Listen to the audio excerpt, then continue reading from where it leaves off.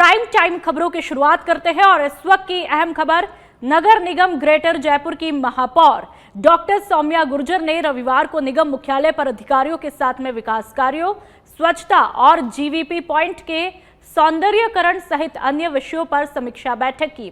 महापौर ने निर्देश दिए कि शहर को स्वच्छ रखना सभी की प्राथमिक जिम्मेदारी है और इसके लिए सामूहिक प्रयास भी जरूरी है। उन्होंने ये भी कहा कि स्वच्छ सर्वेक्षण 2025 में जयपुर को टॉप 3 शहरों में लाना लक्ष्य होना चाहिए। बैठक में आयुक्त डॉक्टर गौरव सैनी, जोन उपायुक्त और अधिशासी अभियंता मौजूद रहे। तस्वीरें लगातार आप बैठक की देख सकते हैं। महापौर ने double basement parking, sports academy और यूएलबी क्लब जैसे प्रगतिरत कार्यों की समीक्षा करके उन्हें जल्द पूरा करने के निर्देश दिए। इस मौके पर उन्होंने पंडित दीनदयाल उपाध्याय जी की प्रतिमा पर पुष्प अर्पित किए और एक पेड़ मां के नाम अभियान के तहत कदम का पौधा भी लगाया। लेकिन फिलहाल जो आप तस्वीरें देख रहे हैं वो समीक्षा बैठक की है।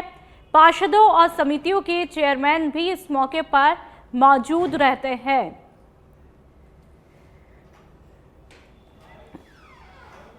ये 5 साल कब निकले, बहुत कम ही समय के अंदर ये 5 साल पूरे हो गए और मुझे खुशी है कि अब आज ये समय है कि अब हमें नगर निगम मुख्यालय को एक मीटिंग करके, जिसके अंदर जो अभियान के तहत सेवा शिविर के जो फॉलोअप है, जो आदरणीय मुख्यमंत्री महोदय जी के द्वारा 17 सितंबर से चलाए गए फॉलोअप शिविरों में आम जन को राहत देने के लिए मुख्यमंत्री महोदय जी ने जो अच्छे प्रयास किए, उसको हमने नगर निगम ने मिलकर पूरा करने का प्रयास भी हमने साथ में किया।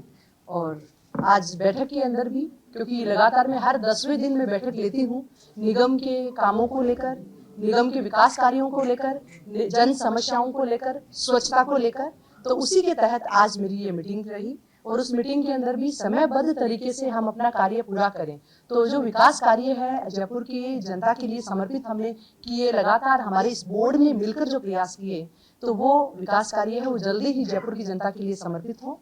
तो उनकी तारीख वगैरह भी जाने की, समय पूरा कब हो जाएगा विकास कार्यों का, कब हम लोकार्पण उनको कर देंगे। हमारा काम जो है वो पत्थर लगवाना नहीं है, हमारा काम है जन सेवा का, हमारा काम है अंतिम व्यक्ति तक हमें पहुंचना, अंतिम इस जयपुर की कॉलोनी तक पहुंचना और उन सभी कार्यों को करने का प्रयास जो। और माध्यमिक शिक्षा बोर्ड से बड़ी खबर, बोर्ड के द्वारा आयोजित 2026 की परीक्षा को लेकर के अहम निर्णय लिया गया। परीक्षार्थियों को नहीं दिया जाएगा खुद के विद्यालय में परीक्षा केंद्र। ये बड़ा फैसला, परीक्षार्थियों को अन्य सुविधाजनक केंद्र पर ही परीक्षा देनी होगी। प्रदेश के सभी जिला शिक्षा अधिकारियों को ये निर्देश जारी कर दिए हैं। माध्यमिक शिक्षा बोर्ड के उप निदेशक की तरफ से ये निर्देश जारी किए गए। तो परीक्षार्थियों को अन्य सुविधाजनक केंद्रों पर परीक्षा देनी होगी और अब जो विद्यार्थी है उनको अपने विद्यालय के अंदर परीक्षा नहीं देने दी जाएगी। माध्यमिक शिक्षा बोर्ड के उप निदेशक की तरफ से ये आदेश और माध्यमिक शिक्षा बोर्ड की बड़ी खबर, तमाम निर्देश भी इसको इम्प्लीमेंट करने के लिए जारी कर दिए गए हैं। बोर्ड द्वारा आयोजित 2026 की परीक्षा को लेकर के ये बहुत ही महत्वपूर्ण और बड़ा फैसला। जितने भी परीक्षार्थी होंगे उनको अपने स्कूल के अंदर सेंटर नहीं अलॉट किया जाएगा,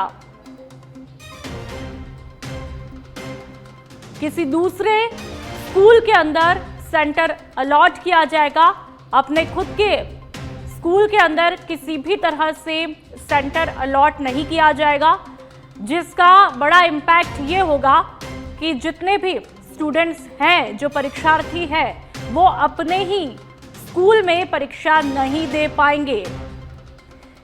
तो एक बहुत बड़ा फैसला है। 2026 से इसको लगभग लागू किया जाएगा। इसको लेकर के निर्देश जारी कर दिए गए हैं।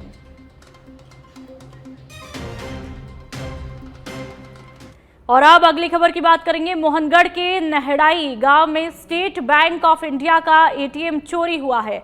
मशीन में लगभग 10 से 11 लाख रुपए रखे हुए थे। शनिवार रात को लगभग 2 बजे 3 से 4 चोर बोलेरो गाड़ी में सवार होकर के एटीएम मशीन को गाड़ी के पीछे रस्सी से बांध करके उखाड़ करके ले जाते हैं। आप ये तस्वीरें आप देख लीजिए, देखकर ही आपके होश उड़ जाएंगे। सीसीटीवी फुटेज में चोरों की पूरी तैयारी और चेहरे पर कपड़े बांधकर पहचान छिपाने की कोशिश दिखाई गई।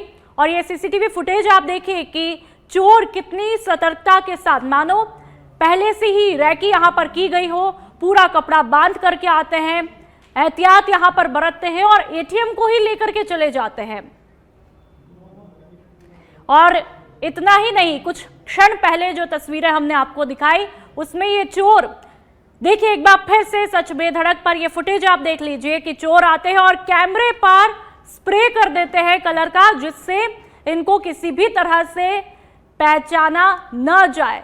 होशियारी ये लगाते हैं, लेकिन जो पुलिस है वो पूरी तरह से वहां पर तैनात है। पुलिस अधीक्षक अभिषेक शिवहरे मौके पर पहुंचे, टीमों को अलग अलग दिशा में कार्रवाई के निर्देश दिए और एफएसएल टीम ने साक्ष्य भी जुटाए। आसपास के ग्रामीणों में इस घटना को लेकर के काफी चिंता है और सुरक्षा पर भी सवाल उठे हुए हैं।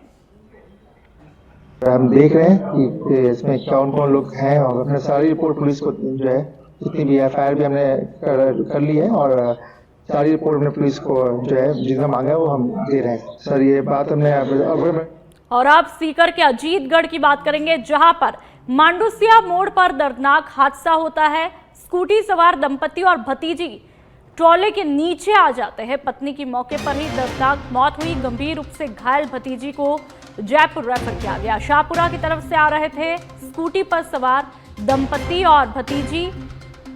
अजीतगढ़ पुलिस मौके पर पहुंच चुकी है और जांच की जा रही है।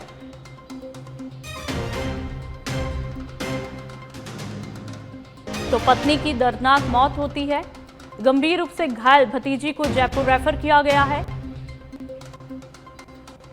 अजीतगढ़ पुलिस भी मौके पर पहुंची है और देखिए जैसे ही ये हादसा होता है, लोगों की भीड़ यहां पर इकट्ठी हो जाती है और ब्लर करके हमने इन तस्वीरों को दिखाया है क्योंकि बेहद दर्दनाक ये तस्वीरें हैं। अजीतगढ़ की ये खबर, अब पुलिस हर एंगल से यहां पर तफ्तीश कर रही है। मांडूसिया ये मोड़ बताया जा रहा है अजीतगढ़ का, जहां पर ये दर्दनाक हादसा होता है। ट्रॉले के नीचे स्कूटी सवार दंपति आ जाते हैं। पत्नी की मौके पर ही मौत हो जाती है, भतीजी घायल है, उपचार जारी है। और ये दंपति अपने, जाहिर सी बात है, किसी काम के चलते जा रहे होंगे। क्या सोचा होगा कि इस काम को पूरा करेंगे, लेकिन होने को कुछ और ही मंजूर था। यहां पर जो दंपति है, पत्नी है,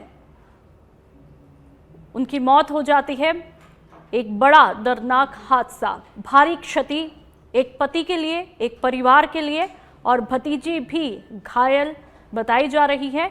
उपचार चल रहा है, जयपुर रेफर किया गया है। ट्रॉले के नीचे ये दंपति आ जाते हैं और पत्नी की दर्दनाक मौके पर ही मौत हो जाती है। ब्लर करके हमने इन तस्वीरों को दिखाया है। अजीतगढ़ की ये तस्वीरें, जहां पर यह हादसा होता है, लोगों की भीड़ यहां पर जमा हो जाती है।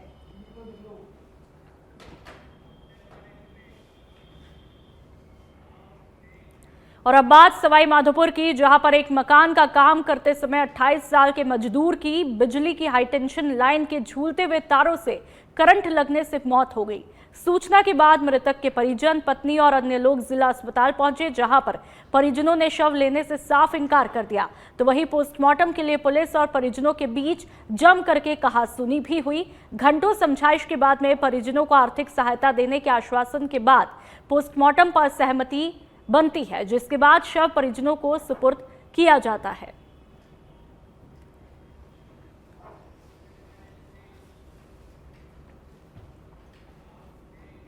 और अब सुकमा से बड़ी खबर, जहां पर फूलबगड़ी थाना क्षेत्र के गोगुंडा जंगल में आईईडी ब्लास्ट हुआ है। एरिया डोमिनेशन ड्यूटी के दौरान यह धमाका हुआ। सीआरपीएफ का जवान आईईडी ब्लास्ट में घायल बताया जा रहा है। 74वीं बटालियन के जवान के पैर में भी गंभीर चोटें आई।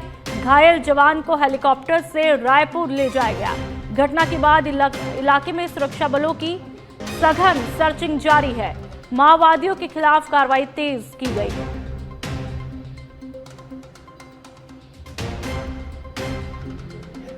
तो 74वीं बटालियन के जवान के पैर में चोटें आई है। घायल जवान को हेलीकॉप्टर से रायपुर ले जाया गया।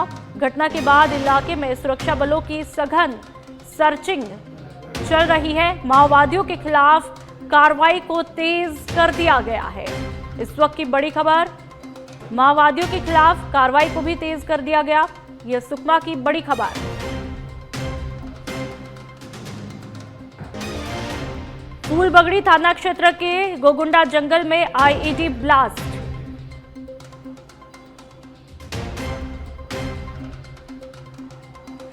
और ज्यादा जानकारी के लिए आरव राजपुरोहित हमारे साथ में संवाददाता सुकमा से जुड़ चुके हैं फोन लाइन पर।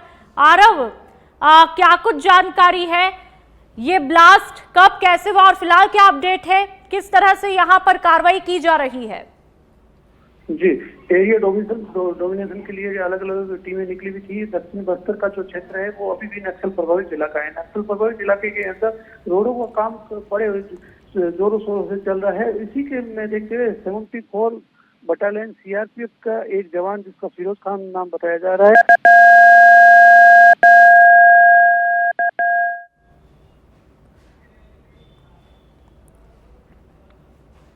चलिए बहुत बहुत शुक्रिया। लगता है नेटवर्क कनेक्शन का इशू हुआ है। लगातार आपको बड़ी खबर हम बता रहे हैं। आईईडी ब्लास्ट हुआ है सुकमा में। एरिया डोमिनेशन ड्यूटी के दौरान ये ब्लास्ट होता है, धमाका होता है। भीलवाड़ा में बजरी माफियाओं पर पुलिस की बड़ी कार्रवाई देखने को मिली है। दरअसल बनास नदी में दिन दहाड़े पुलिस को अवैध खनन की सूचना मिली थी, जिसके बाद में पुलिस ने मौके पर दबिश दी और नदी से अवैध बजरी से भरे हुए 2 ट्रैक्टर ट्रॉली और एक जेसीबी मशीन को जब्त किया, जिसके बाद इस कार्रवाई से इलाके में माफियाओं में हड़कंप मच गया।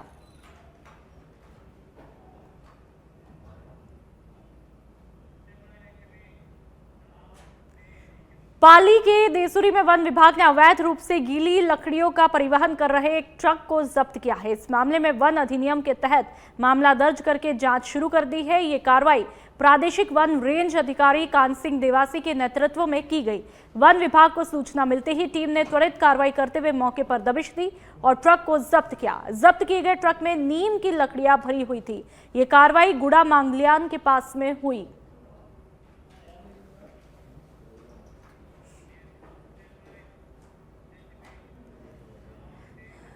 बूंदी महोत्सव के दूसरे दिन सुख महल में मीठी मान मनुआ से विदेशी पावड़े अभिभूत हुए। सुख महल की प्राकृतिक छटा के बीच विदेशी पावड़ों की देसी व्यंजनों से मान मनुहार की जाती है।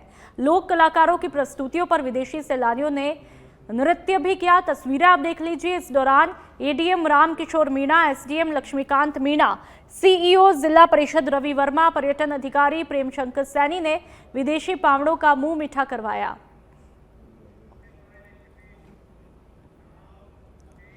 और अब सुमेरपुर की बात करेंगे। कस्तूरबा गांधी बालिका आवासीय विद्यालय टाइप 1 सुमेरपुर में आयोजित जिला स्तरीय खेलकूद और सांस्कृतिक प्रतियोगिता 2025-26 का समापन समारोह आज रविवार को हर्षोल्लास के साथ में संपन्न हुआ। कार्यक्रम के मुख्य अतिथि अतिरिक्त जिला परियोजना समन्वयक गजेंद्र सिंह राणावत और प्रधान पंचायत समिति सुमेरपुर उर्मिला कंवर रहे। समापन समारोह में प्रतियोगिता के विजेता और उपविजेता छात्राओं को पारितोषिक, प्रमाण पत्र और स्मृति चिन्ह प्रदान करके सम्मानित भी किया गया।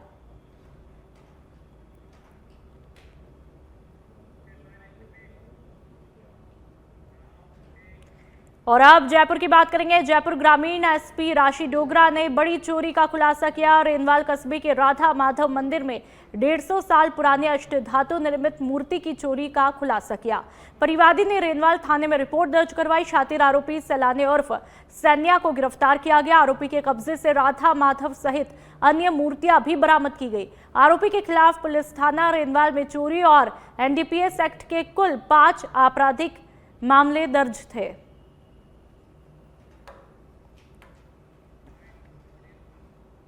के टाइम जब श्रद्धालु पूजा करने पहुंचे तो वहां देखा कि मंदिर के ताले टूटे हुए हैं और सभी जो अष्टधातु की मूर्तियां हैं राधा रानी की और भगवान की, वो वहां से चोरी की हुई थी। अन्य कीमती सामान भी मंदिर का चोरी किया हुआ था।